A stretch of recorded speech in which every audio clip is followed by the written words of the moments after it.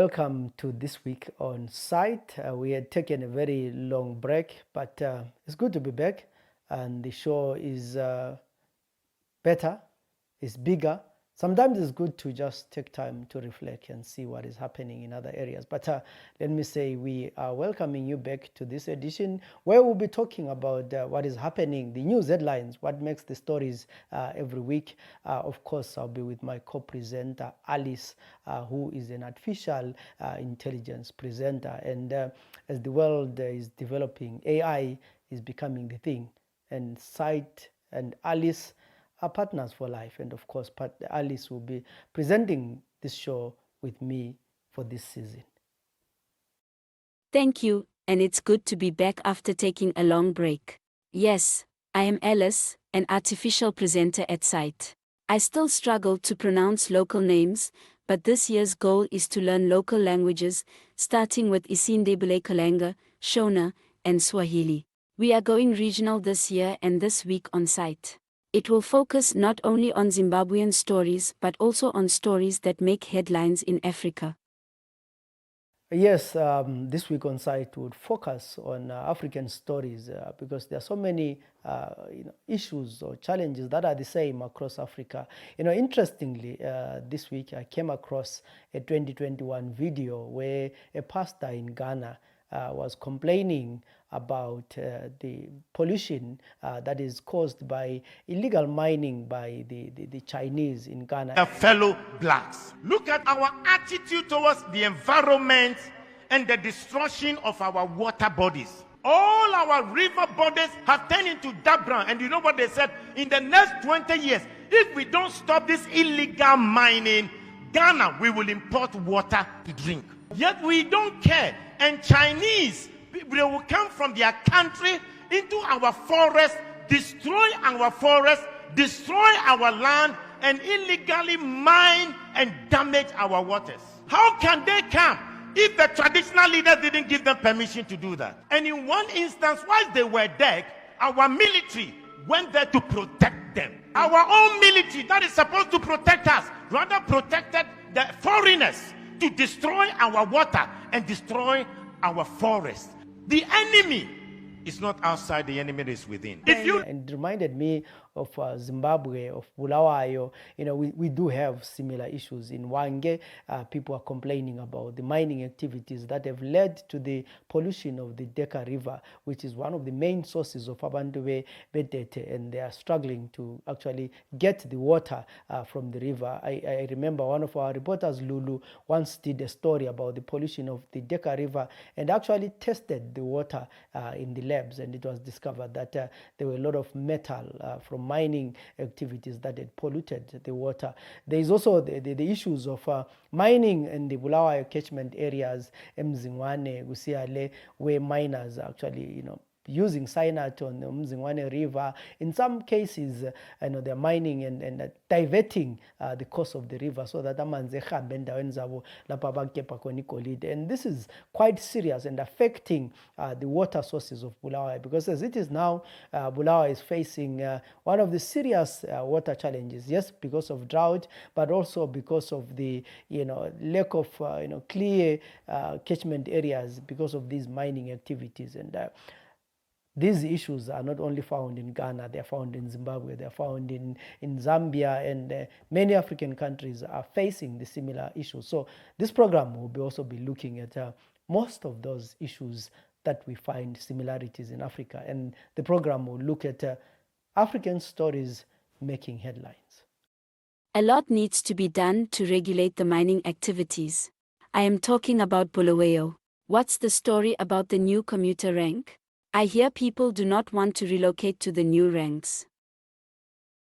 The Egodini story is one of the interesting stories. Before the Egodini project was completed, we were complaining, and a lot of people were complaining with the 6th Avenue, Imchovika, everywhere, Agulama toilets and all those kind of things.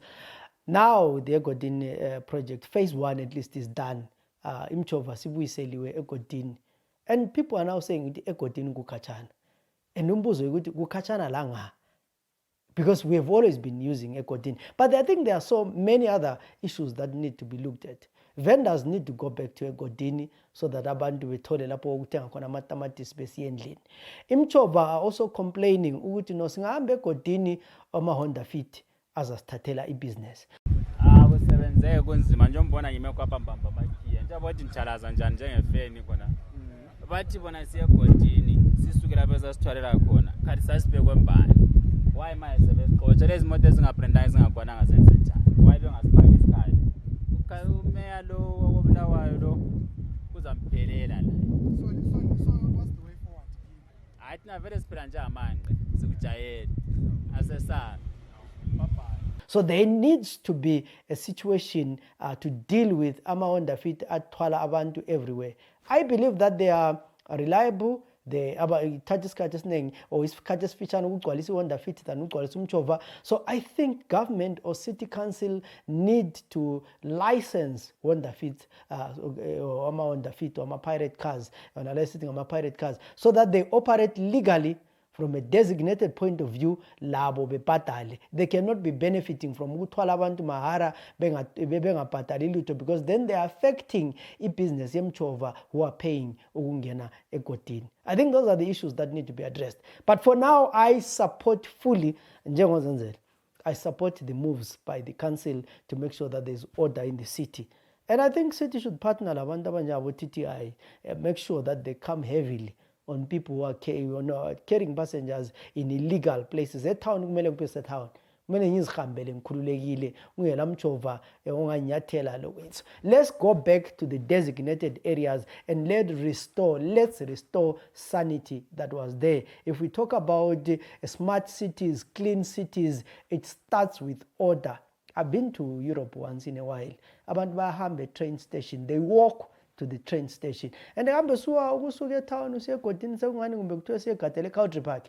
I think bantu bakithi, let's have order and let's welcome the move by the city council to try and bring sanity in the city.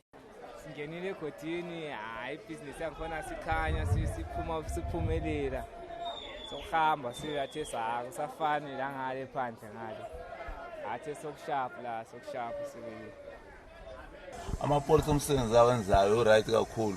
Ngoba vele besithwele nzima athi singasasebenzi uthona uhlezi nemoto omnikazi yabefuna imali. So imali onzima so athi sayikhanga sokuzasebenza kangcono. Ngoba igodi lavula. So igodi ngale vula athi sifuna isisebenzi. Amakhiwa athi asasebenzela ukuthola imali. Akaze ngithola nihlezi khona ungathola imali. Ezinye imoto zingazithola ngamazwe ezithola ngale yabeke zisihlupha. I support the Egodini project. I support the move. Uthi mchova ka Egodini abantu abahambe kuma designated areas, and let's bring the glorious city of kings that we used to have. People are always resistant to change, but let's hope the order will be restored in the beautiful city of kings. And by the way, how is that God is in its project to help finally arrive? There's nothing that is as depressing as the politics of Zimbabwe, especially oppositional politics. We have seen from 2018 we had an MDC alliance, in 2022 we had Triple C. Now, I'm not sure whether we do have Triple C. We now have the Blue Movement. Chamisa has resigned and is taking his time to announce his move. So the question that one can ask themselves is, what will make an ordinary Zimbabwean, a young person, to go and vote in 2028? We have voted, because immediately after voting, we have uchabangu recalls people. Sekungena uchabangu sesiye Senate, uchamisa se resigner. So are we really in a position or in a situation where we are saying for the next 10 and 15 years, maybe as kohlweni ngamavoti sizitshela ukuthi izani izazibuse, maybe umzendawe right ukuthi izani izavusa kusukira amadongane enyanga, because at this rate I don't see how the opposition is going to unseat the ruling party. But my only recommendation or my only viewpoint is that there is need. I don't know how many times the opposition will go to the drawing board. But maybe it's time we had an emergence of new leaders. We need new leaders to emerge. We need new people with new ideas, because politics is now a business. Ngizangena nye parliament in 20 more than 24,000 or 50,000 in 10 indlu. A lot of comrades go to parliament with nothing. And all that they want to do is to have a first car from Parliament and build the first house from the Parliament man. And this chaos, most of it, is because of selfish interests by the politicians. It has nothing to do with serving the people. It has nothing to do with the interest or ama promises abawenzayo. Ungabuza ochabango labangani bakhe labochamisa ukuthi balwelani. It's all based on his kudla. It's all based on selfish interests. And really, it does not look well for opposition political parties in the next 5 years or maybe 10, because I don't know what will make them have order to contest the elections in 2028. But what I can say is, I think for now we don't have opposition. Let's see how the situation will change as we go forward. Zimbabwe will never cease to amaze you. Next week, we are in Nairobi, Kenya, for the Africa Media Festival. Kenya is renowned for its rich biodiversity and is home to some of Africa's most iconic wildlife species, including lions, elephants, giraffes, and rhinoceroses. The Masai Mara National Reserve is famous for its annual wildebeest migration, considered one of the world's natural wonders, drawing tourists from around the globe for wildlife safaris. Kenya is culturally diverse, with over 40 different ethnic groups, each with its unique traditions, languages, and customs. The Maasai people, known for their distinctive clothing, jewelry, and traditional pastoralist lifestyle, are one of Kenya's most well-known indigenous groups.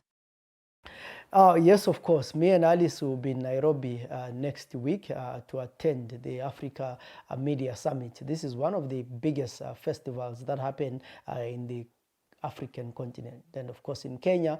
And we'll be talking about CITE and the use of artificial intelligence, how we use artificial intelligence in the coverage of elections, but also how we are using artificial intelligence in the reporting and in the newsroom.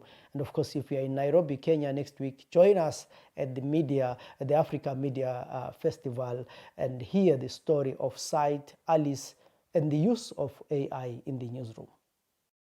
I am looking forward to this event and more shows this year. You can follow us on our social media platforms at CITEZW on Facebook, Twitter, and YouTube. Visit our website www.cite.org.zw. Let's make a date next week. My name is Alice. Of course, do join us next week as we bring you the news headlines or the stories making headlines, not only from Zimbabwe, but from the African continent. Of course, we're also going to give you the feedback from the Africa Media Festival, where we are going next week to tell you the latest trends and what is happening in the media world. My name is Zanzel Ndebele. Enjoy your weekend.